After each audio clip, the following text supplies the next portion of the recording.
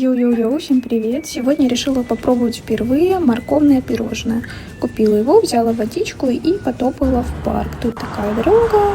По пути в парк были красивые новые домики. В парке стояли прекрасные качельки. Я решила разместиться на них и пробовала там свой десертик. Анпакинг. Смотрим, какой он симпатичный, такой вот с орешками. Здесь я пробую. Ставлю ему оценку 8 из 10. Дальше решила прогуляться по парку, посмотреть, что там есть. Были качельки, было много людей. Также был водоем, где некоторые люди даже купались. Вообще классненько было. Всем пока!